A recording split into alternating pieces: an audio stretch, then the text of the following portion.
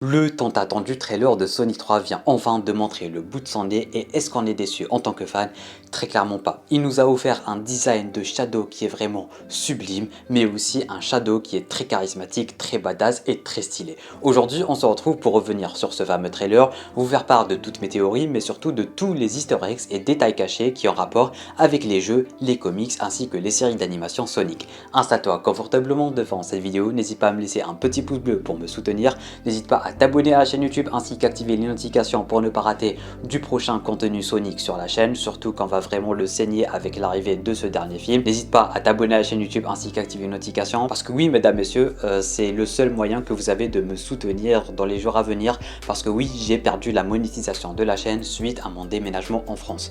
Du coup voilà, le pouce bleu, l'abonnement, c'est tout ce que vous pouvez faire, c'est gratuit et ça m'aiderait énormément. Un très grand merci à tous ceux et celles qui prendront le temps de le faire et sur ce, analysons le trailer de... Et sur ce, partons analyser le trailer de Sonic 3.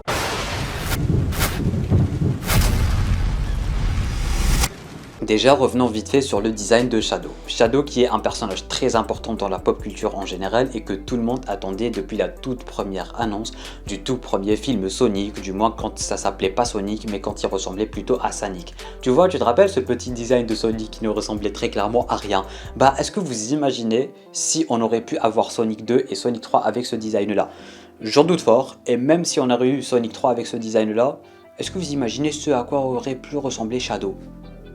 Ouais, ça aurait pas fait long feu, je vous l'accorde. Mais en tout cas, grâce à ça, grâce à un nouveau design, on a très clairement une des meilleures, si ce n'est la meilleure adaptation d'un jeu vidéo sur grand écran. Et pour ça, on remercie Paramount qui ont vraiment énormément géré, que ce soit avec le personnage de Sonic ou tout son lore en général pour une très belle adaptation. Parlons maintenant des easter eggs. Au tout début du trailer, on a un Knuckles qui saute depuis Big Ben avec ses poings enflammés qu'on appelle les Flames of Disaster, du moins les flammes du désastre si on peut appeler ça comme ça en français, et du coup il a fusionné ça avec son fameux fait de planer, si on peut dire ça comme ça, parce que oui, les flammes du désastre on les avait déjà vues dans la série, le fait de planer on l'a déjà vu dans la série, mais dans Sonic 3, bah ils ont tout simplement mélangé les deux. Il a les flammes et il est en train de planer, ça aussi c'est super. Dans deux scènes du trailer, on voit Sonic qui est tout simplement en train de slider. La première fois c'était sur un pont à Londres, il slidait sur le pont pour arriver à la station Arc dont on va parler dans quelques secondes, et dans une autre scène il était en train de slider sur un arbre qui est tout simplement une référence directe au jeu Sonic, parce que oui, il y a énormément de niveaux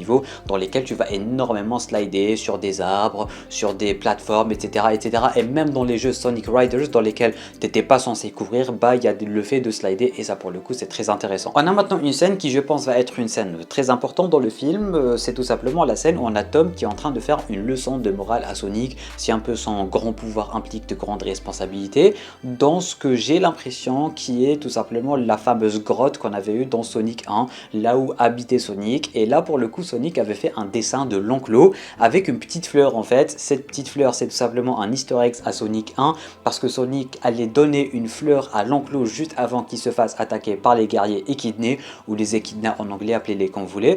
Mais en tout cas voilà, Tom était en train de faire une leçon de morale à Sonic comme quoi voilà, c'est une bonne personne, etc., etc. Et pour le coup ce qu'on remarque avec ce trailer c'est qu'il y a un genre de parallèle en fait entre Sonic et Shadow, dans le sens où Sonic, bah il a eu un peu de chance dans la vie, c'est vrai qu'il a perdu l'enclos, mais il a trouvé une famille, il a trouvé des amis, il a toujours bon cœur, etc., etc.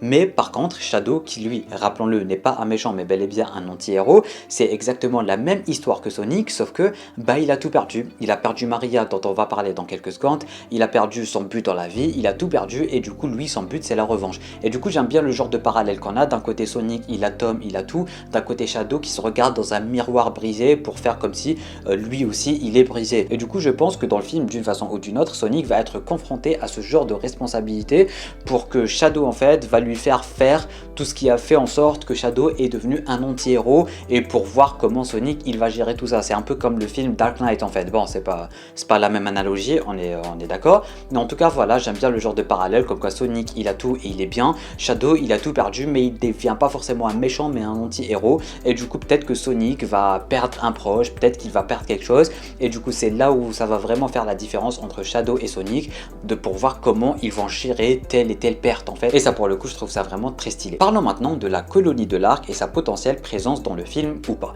Pour ceux et celles qui savent pas ce que c'est tout simplement une station spatiale qui a été créée uniquement pour le projet Shadow et pour protéger Maria. Maria qui, rappelons-le, est la meilleure amie de Shadow entre guillemets, c'est aussi la cousine de Robotnik, mais aussi la petite fille de Geralt Robotnik, le fameux vieux qu'on avait vu dans le trailer qui est le grand-père de Robotnik. Du coup, vu que c'est le grand-père de Robotnik et le grand-père de Maria, Maria c'est la cousine de Robotnik. Maria qui avait une maladie incurable et c'est de là que vient le projet Shadow.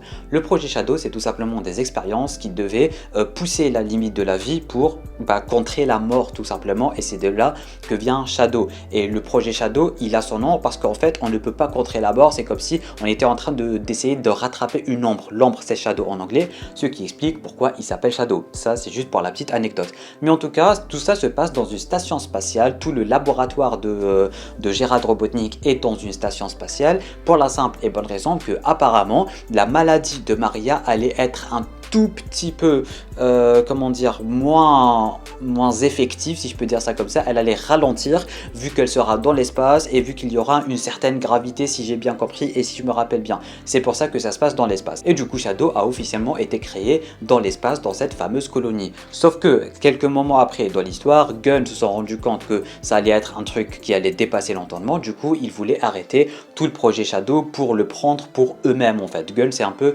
comme le Shield dans Marvel, si je puis dire ça comme ça, et on les a déjà vus dans le premier ainsi que dans le deuxième film. Et avec leur intervention, ils ont tué Maria qui était un peu la meilleure amie de Shadow. Elle lui a appris des valeurs, etc.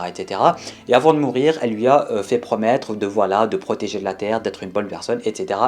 Juste après ces événements, ainsi que la mort de Maria, Geralt et Shadow ont été transférés dans une prison qu'on appelle Prison Island en anglais, et c'est aussi une prison qu'on a déjà vue dans le trailer parce que c'est là où se trouve Shadow actuellement.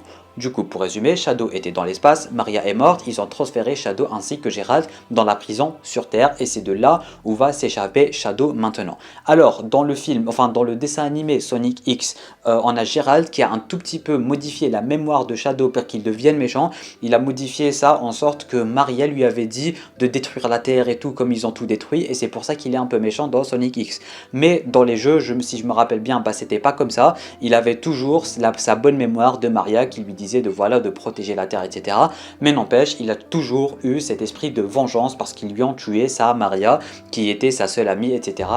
Bref, tout ceci pour dire que la station, pour l'instant, peut-être qu'on l'a vu dans le trailer, à une certaine scène quand elle était en train de s'élever de Londres, mais apparemment, elle n'était pas là depuis toujours. C'est dans le film, apparemment, elle va s'élever là, maintenant, tout de suite, dans les événements du film, et que potentiellement, Shadow n'a jamais été dans l'espace, et toutes les expériences se sont produites sur Terre, dans Prison Island. Alors, est-ce que Maria était dans Prison Island? J'en doute, parce qu'on a une scène en fait qui va totalement contredire tout ça, dans laquelle on voit Shadow ainsi que Maria main dans la main, et Shadow était dans un genre de cuve en fait, et cette cuve elle était verte, tout comme dans le jeu Shadow de 2005, et c'est exactement la même chose. Et pour le coup, peut-être que ça s'était vraiment passé dans l'espace, et après tous ces événements, la station Ark est tout simplement descendue sur Terre en attendant qu'elle ressorte apparemment dans le trailer. En ce qui concerne les pouvoirs de Shadow, et pour le coup c'est très important, dans les jeux Shadow a son pouvoir supersonique, il peut voler avec ses bottes l'aident à patiner, à aller plus vite, etc.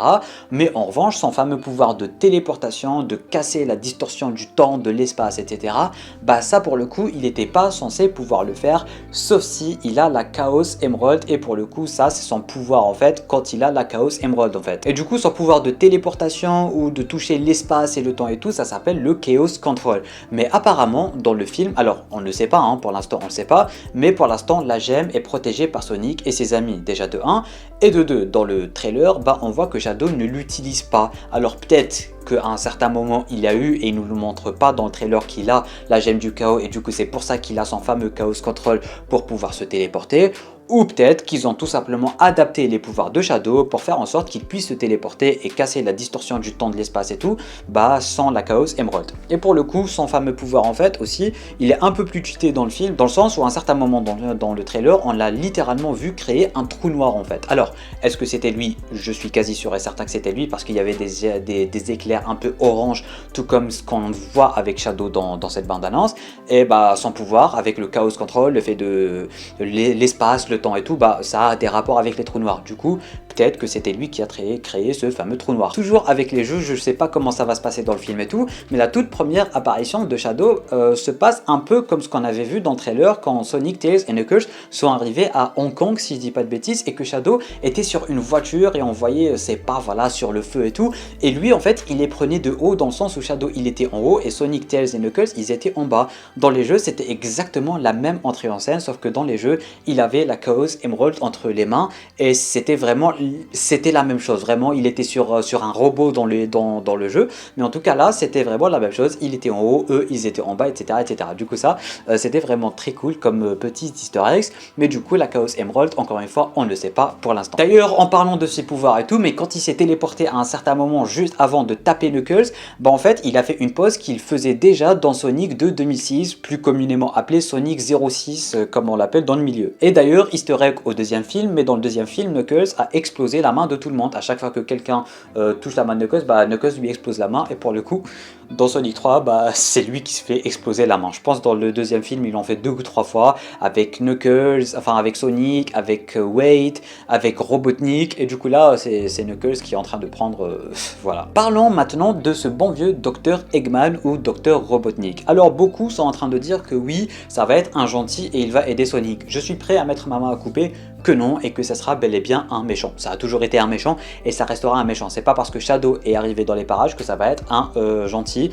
Et pour le coup, bah, Robotnik, il a toujours eu des centaines d'idées derrière la tête en fait. Du coup, il a accepté apparemment, selon les trailers, d'aider Sonic parce que Sonic lui a donné une...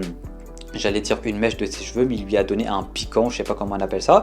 Peut-être que c'est grâce à ça, dans une scène post-crédit de Sonic 3, que Dr Eggman va créer Metal Sonic. On va en reparler dans d'autres théories, ça arrive dans la chaîne, ne vous inquiétez pas, d'où l'intérêt de vous abonner ainsi qu'activer les notifications. Mais en tout cas, il y a potentiellement moyen de voir Metal Sonic arriver juste grâce à cette petite scène du trailer.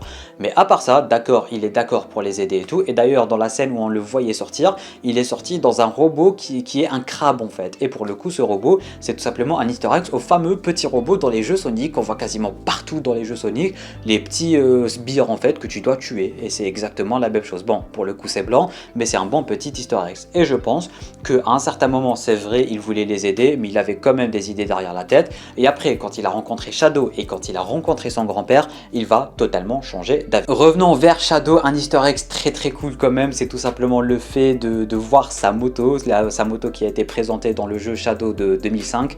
C'était vraiment très cool, il est vraiment super badass avec sa moto, ça, il n'y a aucun truc, c'est trop stylé. Il a même fait la pose Akira, là, la fameuse pose Akira avec la moto, c'était vraiment trop stylé. À un certain moment, à une milliseconde du trailer, on a remarqué qu'il y avait un easter egg aux Chao. Les Chao, c'est des petites créatures magiques entre guillemets dans Sonic. C'était très cool. Bon, ils sont là en tant que peluche, mais c'est juste un easter egg et ça fait quand même toujours plaisir. Aussi, à un certain moment, on a l'impression de voir potentiellement la mort de Maria parce qu'on voit Shadow ainsi que Gérald Robotnik devant un corps. Alors il y a le feu, c'est très clairement sur Terre. Je pense pas que ça se passe dans la station de l'espace et tout. Alors d'une façon ou d'une autre, elle est morte sur Terre.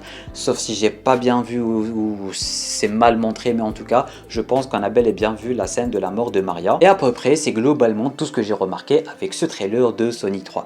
Si j'ai oublié quelque chose, n'hésitez pas à me le faire savoir en bas dans les commentaires. Si vous avez plus d'easter eggs, si vous avez quoi que ce soit à raconter, c'est en bas dans les commentaires que ça se passe. Tu peux me laisser un petit pouce bleu, tu peux t'abonner à la chaîne YouTube ainsi qu'activer les notifications pour ne pas rater du prochain contenu sur la chaîne. Et sur ce, moi je vous dis à très bientôt pour une toute nouvelle vidéo. C'était Namiat, portez-vous bien.